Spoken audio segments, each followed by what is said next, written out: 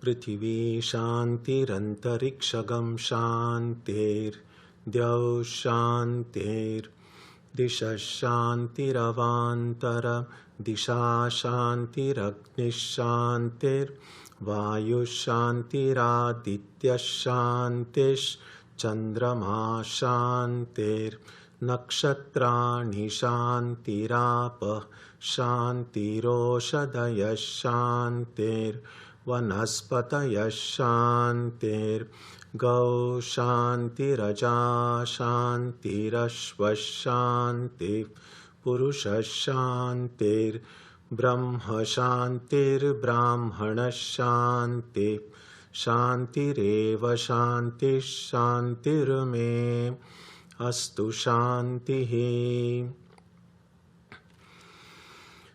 May there be peace on earth and in the sky. May there be peace in the water and in all directions.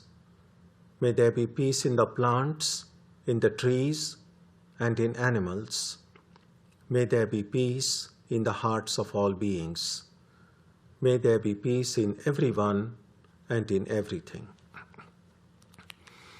Sarvetra sukhinas santu, sarve santu niramayaha, sarve bhadrani pashyantu, ma kaschit dukkha bhag bhavet, sarvastaratu durgani, sarvo bhadrani pashyatu, sarvas sadbuddhimapnotu, sarvas sarvatra nandatu. May all be happy and healthy. May all see what is good, and may no one experience misery. May all overcome their obstacles and acquire good tendencies. May people everywhere find joy and fulfillment.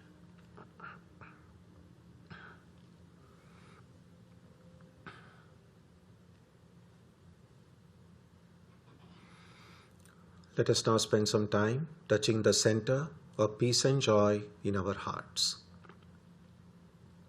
A good way to begin the practice is to withdraw the scattered energies of the mind and bring them to rest on one point. That point can be our own breathing. Let us therefore practice breathing with awareness. As we breathe in, let us visualize that our body and mind are being filled with love, strength, and compassion. And as we breathe out, let us release all the stress, anxiety, and exhaustion in the body and mind. Let us practice this way for a while.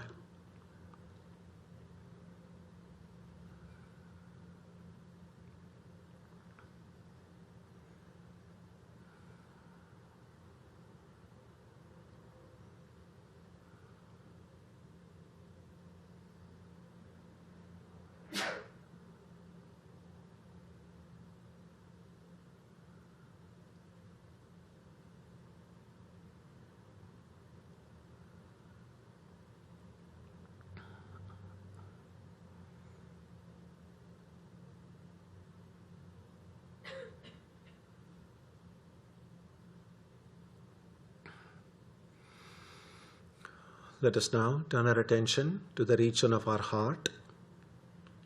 Although God is present everywhere and in everyone, the divine presence can be felt most clearly in our own hearts.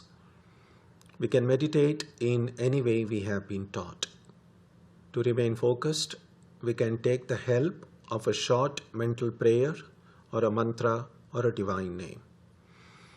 Let us now spend some time dwelling on the presence of God in our hearts.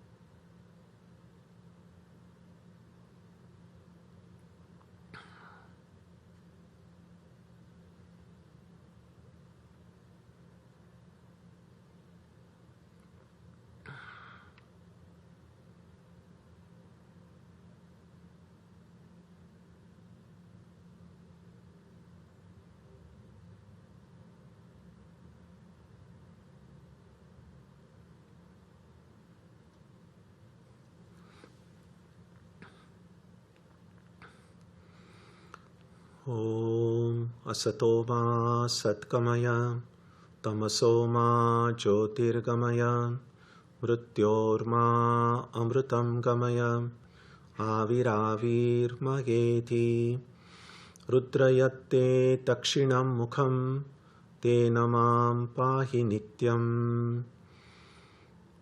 May the Divine lead us from the unreal to the real, from darkness to light, from death to immortality. May the Divine Consciousness fill our hearts and protect us.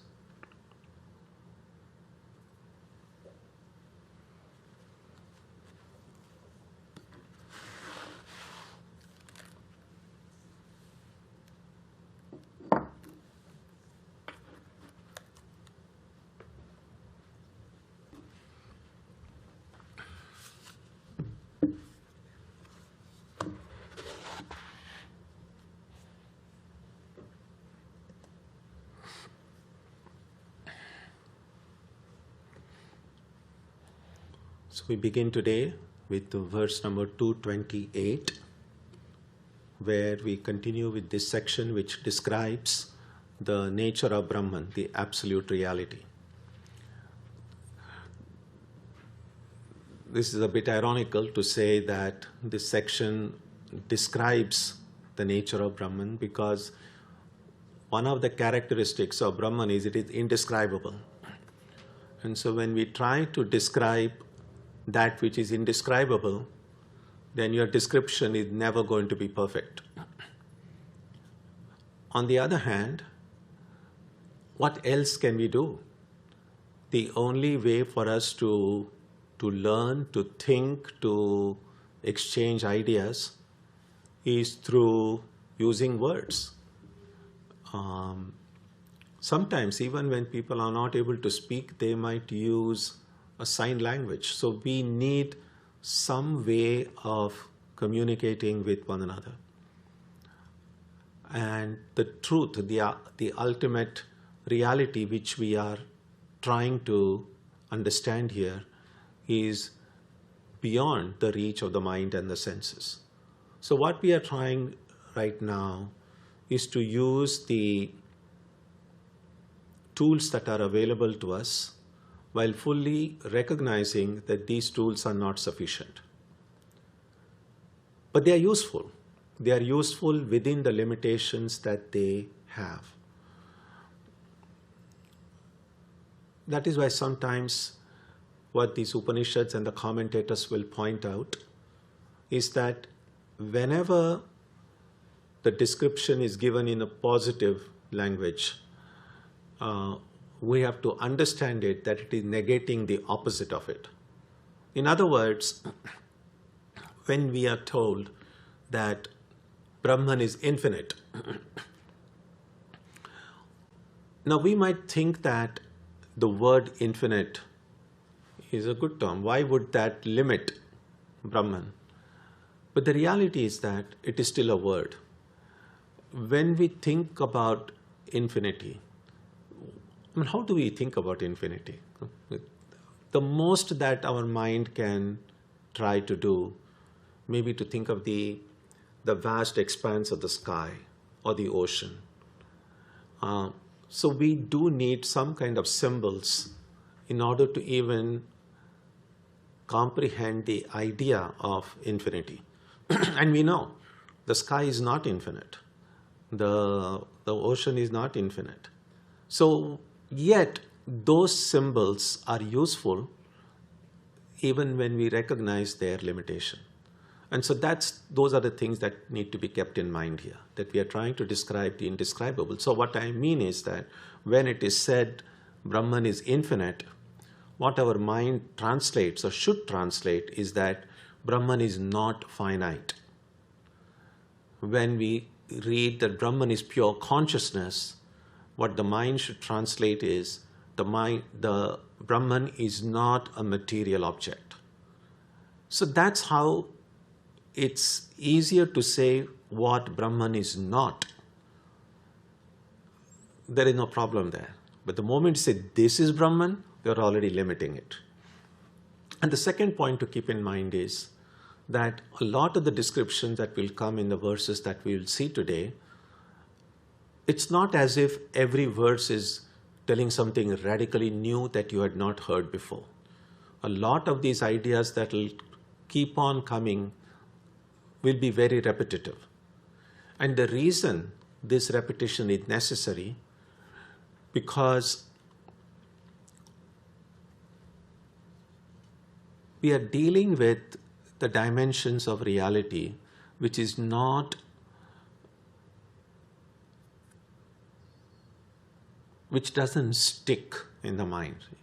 By that I mean, for instance, so right now we are sitting and we're saying, oh, everything is one, indivisible, infinite. It sounds good, it feels good, it's intellectually stimulating. But the moment you step out and get into your car and there is the traffic and there is people, how quickly, effortlessly it is to just forget about infinity, forget about everything being one. And suddenly we are living in this diverse world with infinite number of objects, innumerable number of people, animals, trees. And so it is so difficult to keep in mind that ultimately beyond all these forms is the formless. Beyond all these names and sound is a reality that transcends name and sound. And because we forget it so often, so easily, that is why the text will keep on kind of almost like hammering it into our brains. And so you will see as we go through these verses, many of these ideas we have discussed fairly elaborately in the past, so it will be easier to move forward rather quickly today. So verse number 228. Mritkarya bhutopi mrudo na bhinnaha kumbhosti sarvatra tumritsvarupat na kumbha rupam prithagasti kumbhaha kuto mrusha kalpita nama matraha. A jar made of clay is not different from clay, being essentially nothing but clay. The jar is only an imagination, since there is no object called jar which is distinct from the clay. So this is again an idea that has come very often. If you have any, let's say this metallic object.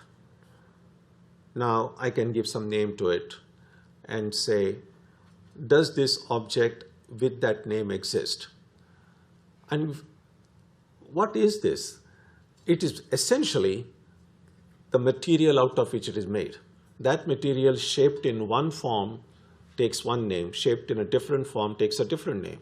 Take, for instance, chairs and table. Let's say it's a wooden chair and a wooden table.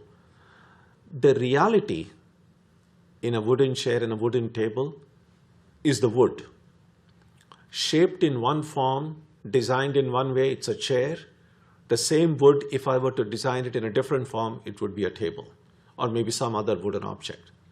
So if I take the wood out of the chair, can the wooden chair, the chair exist if I take the wood out of it? And we say no. And so the question that gets asked here is, does the chair have an existence independent of the wood that constitutes it? Now, if we can use that analogy to look at all the forms that are in the world, look at our own form. When we stand before a mirror, we see a certain form and we say, well, that's me. But essentially, what we are seeing in the mirror is just the reflection of the body. The body is a form. So just like a chair is a particular form, a table is a form. So the reality in a chair is what constitutes the chair. So we can ask ourselves, what constitutes me? Beyond the form of the body. Then you can look at every organ in the body and say, is that me? But that also has a form. So what is the reality behind any of the forms that are within me? Now, when we use the word form, it's very visual. That's how generally the word form gets used. But the way the word form can get used in these texts is even it pushes the meaning of form. The Sanskrit word is rupa. So in that way, everything that is grasped by any of the senses, you can say is a form. Now that's not, I know, it's not the way that we use the English word form. For instance, just as we are able to distinguish between a table and a chair, because a table has a different form, a chair has a different form, similarly, we are able to distinguish between one kind of sound and a different kind of sound. How do we distinguish between the two sounds? So that distinction is what I mean by the form of the sound.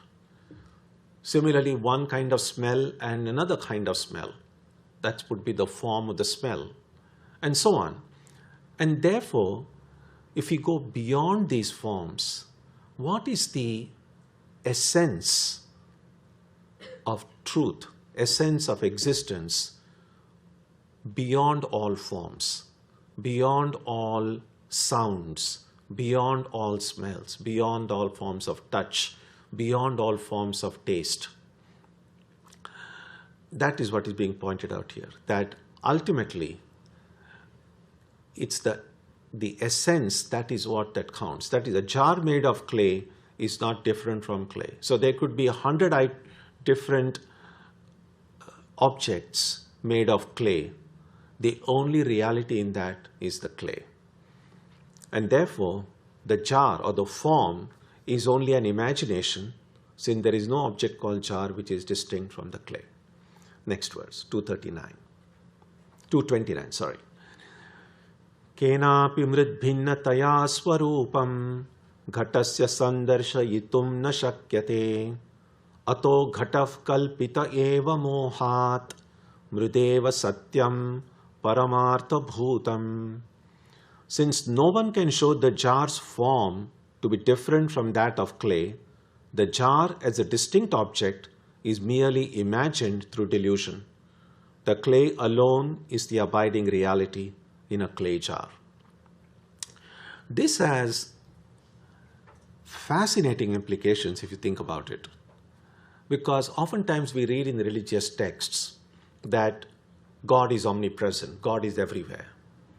Now it's rather odd that the divine who is everywhere right now can be seen nowhere. So how come something or someone who is everywhere is not seen anywhere? And the reason is that, yes, it's true that the divine is everywhere, is omnipresent. But what if that reality is hidden, is covered? Then we won't be able to see it, right? So if there is a certain object and I cover this object with something, then the object hasn't vanished, but you can't see it now because it is covered by my hand. So similarly, this infinite reality is covered. Now, what is it covered by? And what the books say is, it's covered by two things. It's covered by name and covered by form.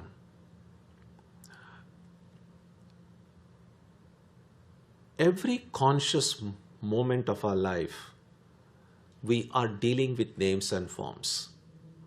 That's just how our life, we don't always think about it that way, but essentially, if you see, it's just names and forms. So, the idea is this. For instance, this is kind of a simple example. Now, when I close my eyes, I don't see anything that is in front of me, okay? Now, when I open my eyes, for this first nanosecond or whatever the smallest time duration you can think of, I'm seeing nothing but God. But very quickly, even before my mind and brain can grasp it, God is just covered by names and forms. And that's why I no longer see God. It's like this, when I look at the chair,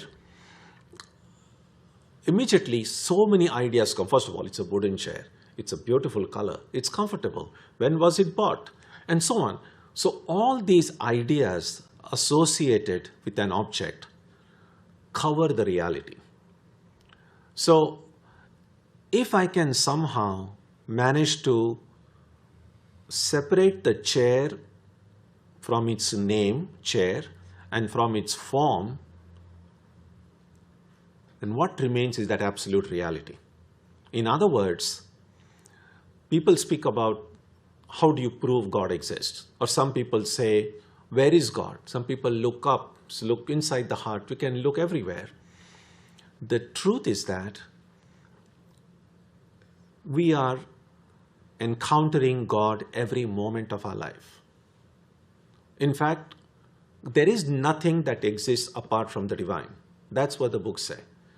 If God alone exists, then whatever we see, whatever we touch, whatever we hear is nothing but God. But that God who is hidden because of all these names and forms. So the whole idea behind this study is to somehow find a way to go beyond the form, beyond the name, so that we can encounter the reality. And that's why the classical example of a rope and a snake would be, as long as I see the snake, I wouldn't see the rope. The moment I see the rope, I cannot see the snake. Think about also, sometimes, I don't know what those kind of puzzles are called, but I'm sure you must have seen it. It's like you'll have a kind of in a square or a rectangle, a jumble of lines crisscrossing, all kinds of lines, okay? And then when you just look at it first, you just see lines. It doesn't make any sense. But then if you are told, if you look carefully, and that among those lines, maybe there is a picture of a person, or there is a river and a mountain. So you are told that there are, in that picture, in that crisscrossing of all these different lines, there is a hidden picture. And so you kind of try to look at it and say, so essentially what our mind is doing is trying to mentally erase the other lines, and then very soon you'll find, oh yes, there is in fact this picture that I'm seeing. Now, as soon as you see that picture in that mishmash of lines on that paper, the problem is solved for you. The next time you again look at it, you won't have to search for it, because you know exactly which lines to erase and which lines to focus on, and you know the picture. That is somehow what this world is like. It's all these random names and forms, sound, smell, touch, everything. And within this, all of this, behind is that reality, the truth. Call that truth by any name you like. Call it divine, a supreme being, or whichever way. Again, that's another name, so it doesn't really matter. But if you are looking for truth, the truth is not, you don't have to go to a desert or a mountaintop or within a cave to find it. You don't need to go anywhere. You don't need to look up, don't need to look anywhere. All that you need to do is to look deeply, carefully. And the descriptions that we find in these ancient texts of all religions help us in trying to look clearly with clarity and then see the truth. And if we are able to encounter that truth, then our life completely changes. And what does it mean? It's of course, obviously a change for the better. In other words, all of the things that stress us, worry us, fear, anxiety, fear about the future, the haunting thoughts about the past, all of these things which every one of us is trying to struggle with in our life in one way or another, all these things just disappear because we have seen the truth. But as long as we have not seen it, we have to struggle with all the daily challenges that every one of us faces at different level. So that is what is being pointed out here. That the clay alone is the abiding reality in a clay jar. So the reality alone exists and all other things are just names and forms. Verse 230. Sad Brahma Karyam Sakalam Sadaiva Sanmatra metat tanna tatovanyadasti asti yo vakti natasya moho vinirgato nidritavat prajalpaha. Everything that emerges from Brahman, who is real, is always real. There is nothing apart from Brahman. Anyone who says that there is something apart from it is still under delusion and babbles like one asleep. In other words, a clay jar, there is nothing apart from the clay jar. There is nothing apart from clay in that clay jar.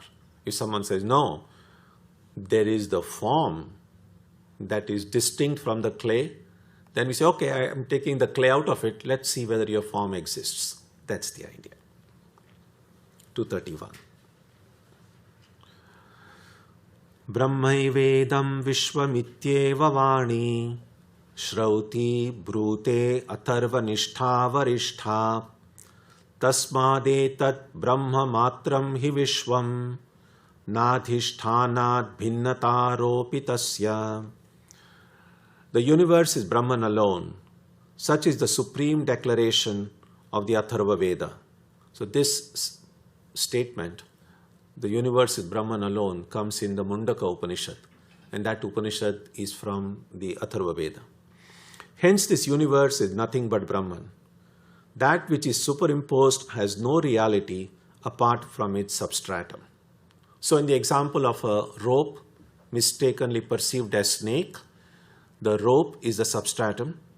The snake is what is superimposed on it. That's why I mistake a rope for a snake. And what this verse points out is that snake has no independent existence. Even when I'm seeing the snake, I'm seeing the rope. So you cannot say, okay, here is the snake and here is the rope. You cannot separate the two. That's the idea here.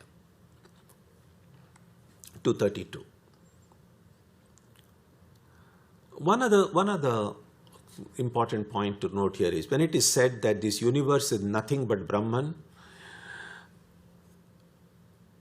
it can be understood in several different ways. And one way would be to say Brahman, which was infinite and indivisible, has now become this universe. That's not what this text is really saying. It says this universe is nothing but Brahman, but what it means is this universe is not. Brahman alone is. So when we say, when I mistake a rope for a snake, correct? Yes, I mistake a rope for a snake, then that snake which I am perceiving is nothing but the rope.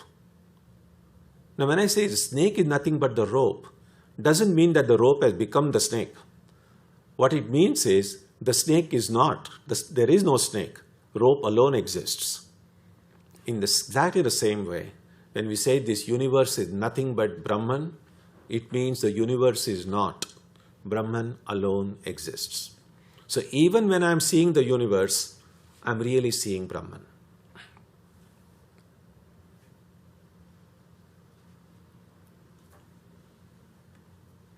So there is in Sri Ramakrishna's life, there is an interesting one incident. There's this one young man who later became a disciple. He became Swami Yogananda, his name. So he first came to Dakshineshwar when Ramakrishna was. And Ramakrishna was outside his room, I think in the garden area. And so this young man first, he wanted to go and meet this great saint. He had heard about him and wanted to go and meet him. But he meets him in the garden and thinks he is a gardener. And so he asks him, I would like to meet Paramhamsa as he was known. And so in this incident, even when he was seeing Ramakrishna, he thought that Ramakrishna was a gardener. So we speak so often about the rope and the snake, but I want to show how superimposition can occur in other instances as well. So here really, the gardener, whatever idea of the gardener this person had, the gardener was superimposed on Ramakrishna. And therefore, Even when he was seeing Ramakrishna, he was really seeing the gardener there.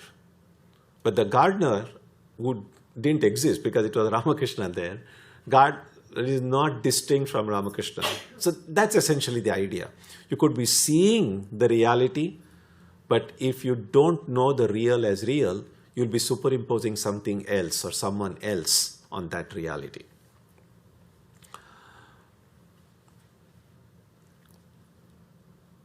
(232) Satyam yadi syat jagadetatmano anantatva hanir nigama pramanata asatyavaditvam apishito syat naitatrayam sadhu hitam mahatmanam. If this universe were real, it would negate the infinitude of the Atman, invalidate the scriptures, and also make the Lord a liar. The great ones don't consider this to be proper. So if someone says the universe is real, so what this verse points out is there are three problems with that statement, the universe is real. First, it would negate the infinitude of the Atman, because the text also say the self, the Atman is infinite. And the Atman, the self here, the reality here, and the reality there are not different. And so saying that the universe is real would mean, oh, this is infinite, the self is infinite, and this is also there, the universe. The problem with the word infinite is, if something is infinite, that can be the only thing that exists. There cannot be two infinites. Even if any one object exists apart from the infinite, then that infinite has already become finite, because the other object is limiting the infinitude of the other one. And therefore, affirming the reality of the world is actually saying that then the self or Brahman is not infinite, which would contradict the scriptures, because that's what the scriptures say. And finally, make Lord the liar, which is, why would the Lord be considered a liar? So you will see that this negates one of the very important verses in the Gita, which is given in the next shloka, 233. Ishvaro vastu tatvajño nachaham teshvavasthitah nachamat bhutani ityevameva vyachikluptata.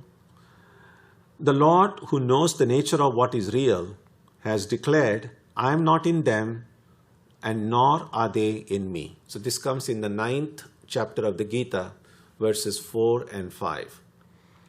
And what Krishna says in the Gita is, I am not in them because they don't have any separate identity. Just like the rope is not in the snake, because the snake doesn't have any identity. So what Krishna says is, this infinite reality, the Supreme Being, is not present in all, nor are they in me. They are in me because they or them don't have an independent existence. So even when we say, and it's not wrong, but it's kind of good to be philosophically accurate about it. Sometimes when we say, God in my heart, now that's a wonderful image to have. That's very helpful in our prayer and meditation and so on. So that its utility and usefulness is never to be questioned. So when I say God in me,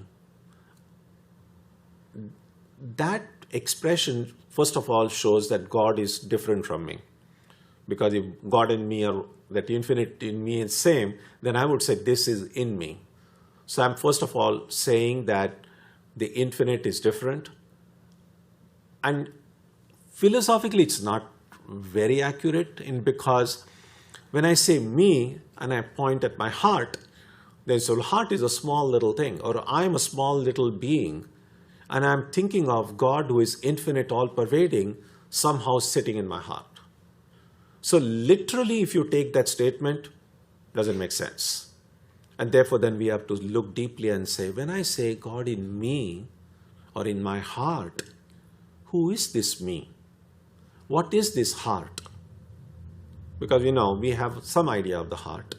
Well, there's a lot of stuff going on, and there is blood, and there is really no place for much for anything else.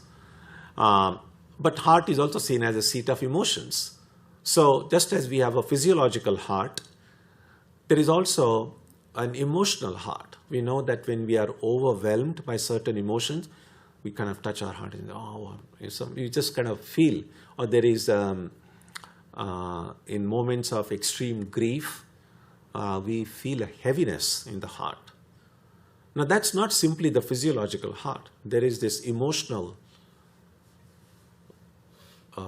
center here, which also we use the word heart. And then we use the heart also when we say, meditate on your Ishta, your chosen ideal, in your heart. So how many hearts do we have? If you want to number them, we could say we have 3 hearts. There is the physical heart, there is the emotional heart, and then there is the spiritual heart. So oftentimes when we try to think of the divine in the heart, the right place to think is the spiritual heart. But discovering where the spiritual heart is can take time. We know the general location of where it is. It's somewhere in this area. It's a little bit like, now many of you have been coming to the Vedanta Center for long, so you know exactly which exit to take, what road to take, and you come here without any problem. But let's say, think about someone who has heard that the Vedanta Center is in this Kenmore Square area near Fenway. So they know the general area, but maybe they have never come here first. So the first time they come, and a lot of times get very confused, especially if they're from out of the city, like, oh, there are all these one-ways and they kind of keep on going around, and where is this little Deerfield Street? It can be confusing, not to everyone, but for many people who are first-time visitors. So it's possible to know the general area, but we need to do a little bit of searching to find the exact spot. That is the truth with regard to the hearts. We know the physical heart. Yes, a little bit, slightly towards the left, but we know in this whole area. Sometimes we might feel or come to feel when we are like very emotional about certain issues. The feelings are very strong, very powerful. We immediately feel something in this area. So that's the emotional heart getting activated. The spiritual heart is also in this area. So we know the general area. This is in this Kenmore Square, you can say, the body. Now is the exploration to find where exactly is this. And that's why when we begin our meditation practice, and we are often told, close your eyes, sit in a quiet place, keep aside all distractions so you can concentrate. The immediate difficulty that almost everyone faces is that when you close, you just see darkness. And there is darkness, and so the mind just can't deal with just nothing. And so the easiest thing that the mind finds to do is to run through images and forms and names and events that occurred earlier in the day or previous day or something, whatever is bothering me. So we are sitting, trying to meditate, but the mind can't just deal with absence of forms and just darkness. And so the mind keeps on running here. And that's why people say, I'm not able to concentrate. My mind is getting very restless. And so that's understandable. But the struggle is to find that location of the heart. And until we are able to find it, what we can do is to have a creative imagination. And so the imagination plays a very big role in our spiritual practices. But imagining the real as opposed to imagining the imaginary. There are two kinds of imagination. You could be imagining about the world of Harry Potter or the Lord of the Rings. And that can be a very a useful time. I mean, some good insights might come. But nevertheless, we know that, well, it's still a fictional world. So either we could be imagining something which is already imaginary, or we could be imagining something that is real but has not become a part of our experience yet. And so that's what we try to do in the beginning for meditation. We are not experiencing God yet. We haven't located the heart yet. But we say, the books tell me, my teacher tells me that God exists here. So I'm going to make an effort, trying to see. And what the practitioners of meditation have found is that kind of persevering, relentless practice with faith, with dedication, with sincerity, eventually, after going through all these one-way streets in this Kenmo Square area, eventually say, oh, I found this Vedanta center, or I found the presence of the divine here. And that's when meditation becomes a little bit easier, because then we know where to fix our mind. Then it becomes easy. Now, there is no way to know how much time it's going to take. It's not like, oh, first week, second week, fourth week you'll see this, seventh week. No, it can vary from person to person, because it depends on in the kind of worldview that Vivekachudamani presents before us. None of us comes in this world with a completely clean slate. We already come with existing impressions, the samskaras, thoughts from a very longer past that we have had than just these few years of our life. The second thing is the amount of dedication, faith, earnestness, sincerity that we begin to bring to our practice. So because these vary from person to person, how quickly we will be able to make progress will also vary. And no one can set a definite time limit for that one. And so that is something that needs to be kept in mind with this, about the infinitude of the divine being present in this littered heart. And here is the secret in some ways, that once we discover that heart, we see it is truly infinite. We see that it's not, just, we can just, right now, we can just kind of show the heart of the area in just the palm of your hand. But when you discover that spiritual heart, you discover that it's just like the black hole is somewhere, like it's huge. Galaxies can fit into it. And then it becomes a little bit believable that when I think of the infinite, sure, infinite can fit in here, but not in the physical space that we have. So our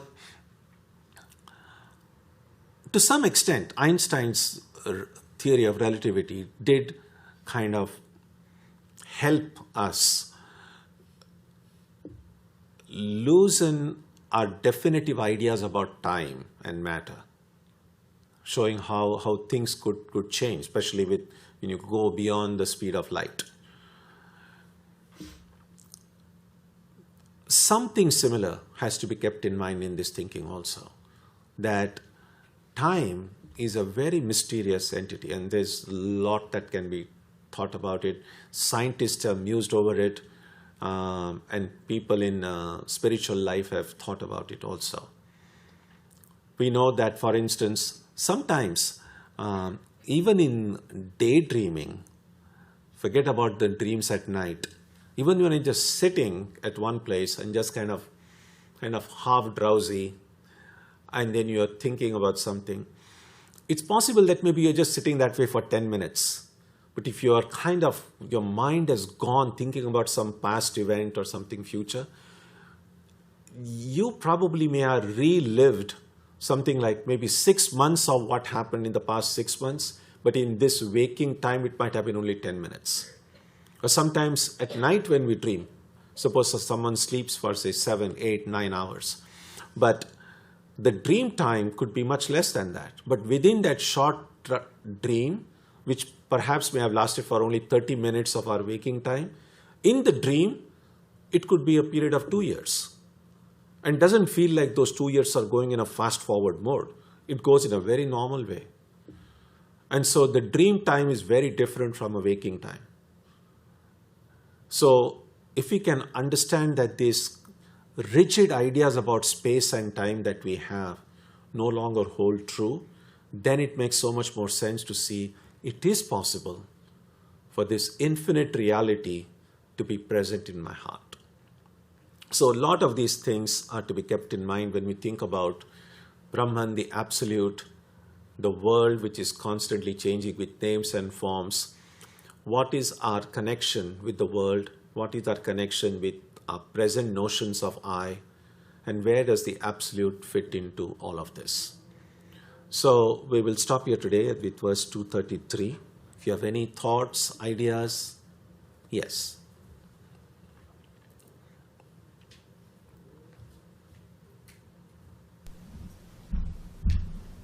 Pranam Maharaj. So in the snake and rope example, the rope never became a snake. It's my illusion that's showing me the snake instead of the rope. But in the clay jar example, the clay became a jar, and that has a utility. We can use the jar. You can use, yeah, but what do you mean clay became a jar? I mean, it being transformed to a jar means... No, in fact, that's what it says. It says, if it transformed into a jar... But still the reality is clay. So if the reality is clay, then it hasn't become anything. It has always remained clay. You have given certain form to it and you're calling it a jar. Right? Yes, but in the snake rope example, it's more like it never became a snake. It's an illusion. Yeah, okay. I got the point. Yeah, please sit. Yeah.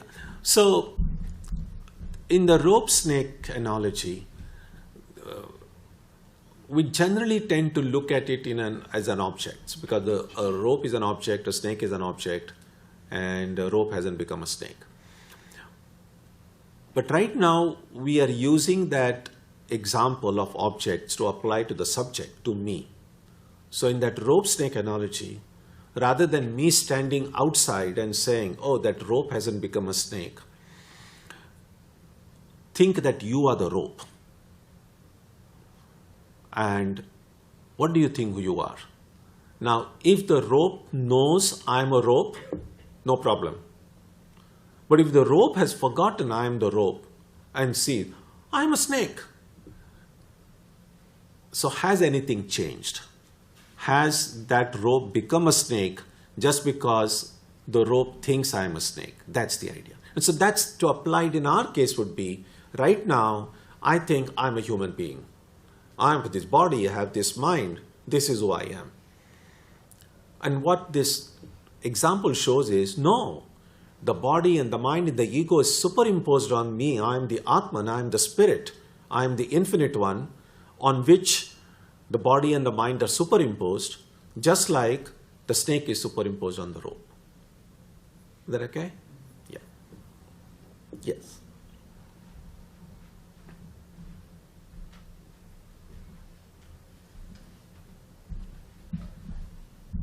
Pranam Swamiji. So, Swamiji talking about these Panchakoshas and its relation with how they create this delusion, and the concept that you explained today, where name and form is what creates this delusion, and once we drop it, then we should be able to perceive the reality. So if name and form is considered to be a product of mind, and once we drop it, we should be able to see the reality. What is actually the contribution of the two koshas that are beyond the mind, which result in delusion? No kosha beyond the mind. So is it considered to be the last kosha before a person realizes the reality? Well, I mean, yeah, good. Please sit down. So they're called Vijnanamaya kosha, the cover of the self, and Anandamaya kosha, the cover of the bliss. But as the text pointed out, as we saw in an earlier class, that essentially it's about the ego as a doer and the ego as an experiencer. And the ego is still a function of the mind. So all of those, other than the first covering, the covering of the body, all the four are subtler layers, but all are part of the subtle body. Yeah. Other than the last one would be sometimes classified with the causal body. but none of them are beyond the mind. If anyone goes beyond the mind, they're already enlightened.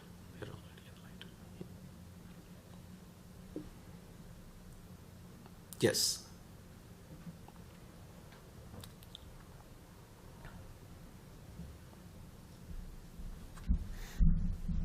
Namaste, Swamiji. You talked about finding this, like the spiritual heart. Slowly. Sorry. Yeah, because first of all, it's getting muffled because of that. So slowly you speak. Yeah. You talked about finding the spiritual heart. How does one know that they have found it when they're meditating? Oh well, if you find it, you will know. So long as we are not sure, we have not found it. Yeah. There'll be no doubt afterwards. Yeah. Yes. Yeah.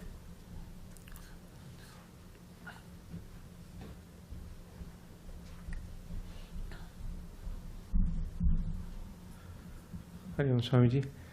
Swamiji, I understand the material world is not real things, but what about thoughts, such as what thoughts? Sauce. Thoughts. Thoughts. Okay. I Such thought as sauce. Okay. Such as the thoughts we're reading now that can help remove some of the ignorance. Yeah. And then related to that, if thoughts are also not real, should we work on separating and relieving ourselves as thoughts? Yeah, good. Yes, so the materiality of the body is pretty obvious. We even know the chemical composition of the human body, and so that's I don't think anyone had problem with that. But the mind and the thoughts and the ideas and emotions, they seem more subtle. And so what are they constituted of? The body is constituted of material particles, clear. What are thoughts and memories constituted of? And what this text point out is that they are also material, but extremely subtle matter, even more subtle than an isolated electron. For an isolated electron, no one has seen, but it's still a material particle.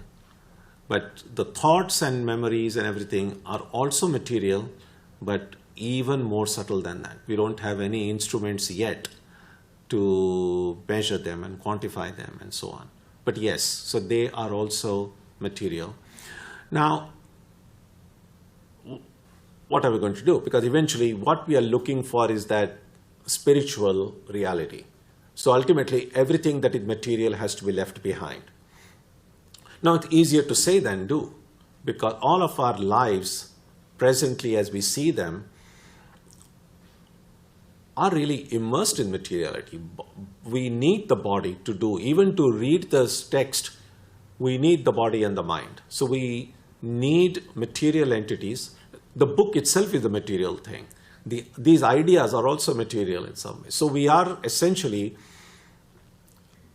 inside and outside right now is just filled with matter. And yet we are struggling to reach that spiritual reality. And the way to do that is, can we use matter to help us go beyond matter?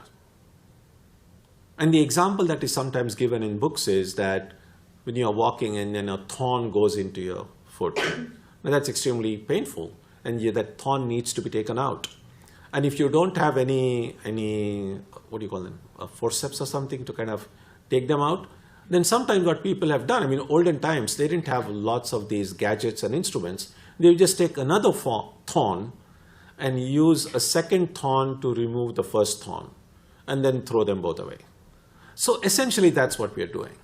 If one set of ideas which bind us to this limited, finite, perishable material world, we are trying to use another set of ideas which will try to loosen the hold of this perishable material world from us. Both are ideas, both are material, but some ideas will hold us down, some ideas will free us. And that is what in Ramakrishna's conversation sometimes he uses the word Vidya Maya and Avidya Maya. Both are Maya, both are material things, but there is certain things will take me closer to reality, certain things will take me away from reality.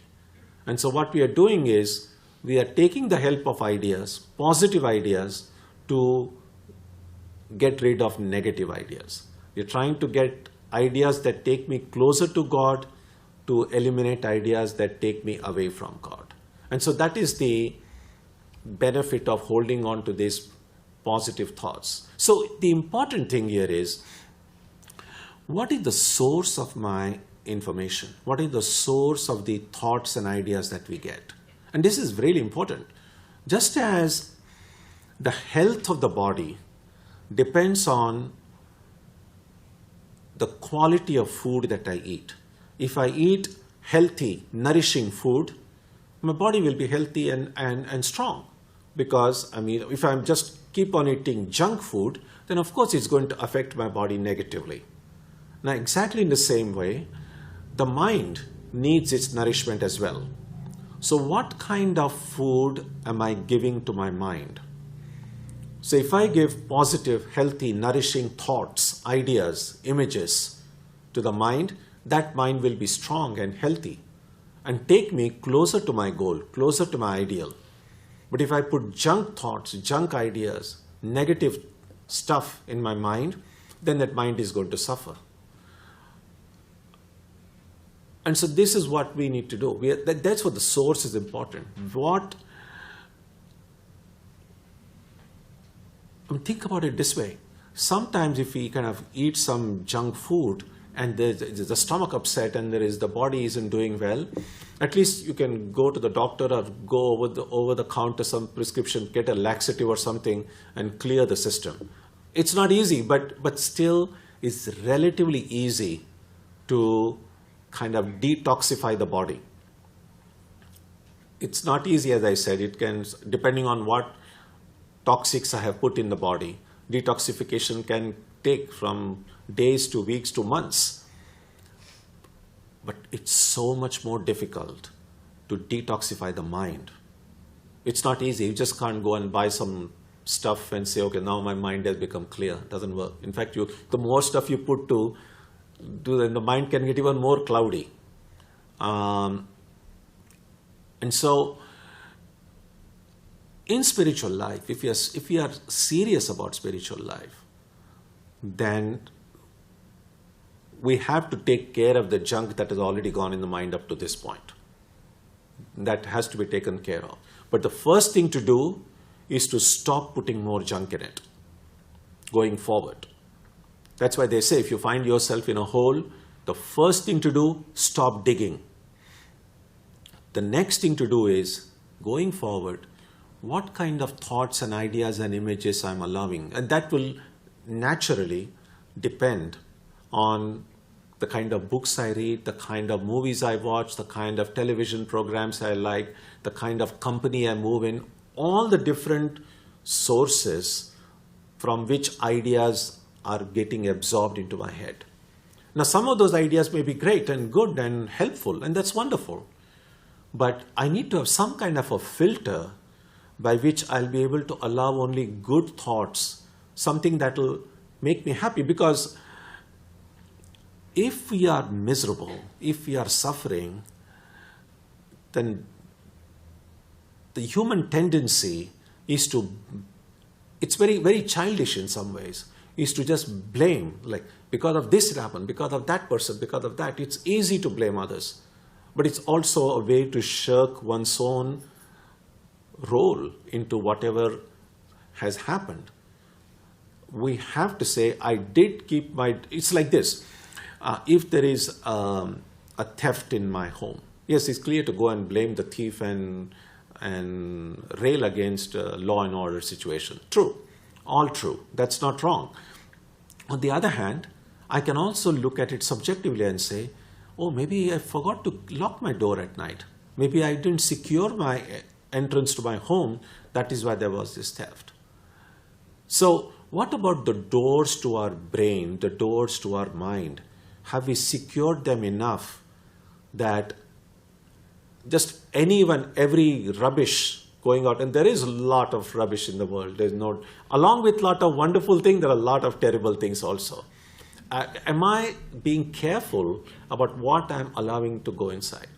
And we have to be careful because, as I said, once it goes inside, you cannot unremember it.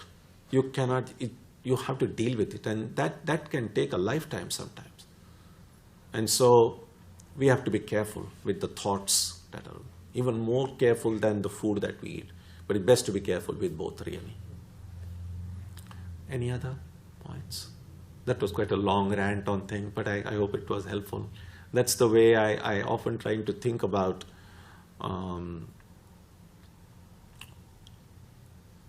about the problems and challenges every one of us faces.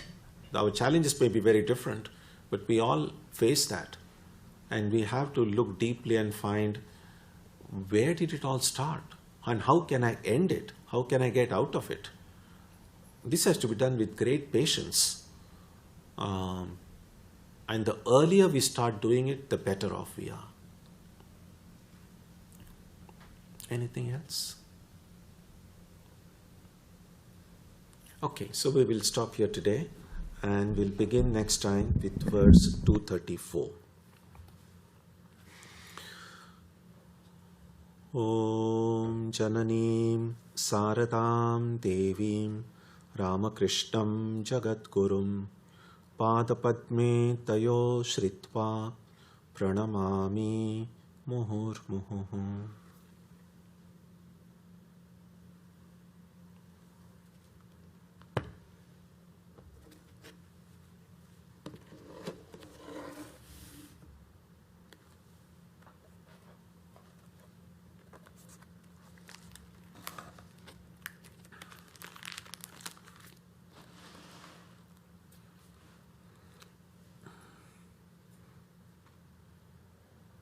Speaking of good positive thoughts, so next Wednesday, instead of our usual study of this text, we'll have a guest speaker.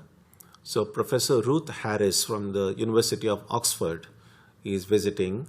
So she has written a beautiful book on Swami Vivekananda, published by the Harvard University Press. It's called The Guru of the World. We'll have copies of that book. You can see it when you come next week. So she will be speaking, and her topic will be Vivekananda in America. So it will be helpful to see some of the ideas that we are seeing, but also the one who brought these ideas more than 100 years ago, the contributions he made, and how you have heard me speak a lot about Vivekananda, but it will be also helpful to see how Vivekananda is perceived and understood and viewed and interpreted in academia, by the scholars in Europe, in America, and so on. So that will be an interesting way to have a fuller understanding, to see what Vivekananda has contributed to our understanding of Vedanta. So all of you are welcome next Wednesday. The timing will be same, but we'll have Professor Ruth Harris speak here. On Sunday, our subject will be benefits of yoga for the satsang. We will not be doing yoga. We will be thinking about just the benefits of yoga. And on Saturday, we'll have our meditation as usual. So we'll conclude with a prayer now.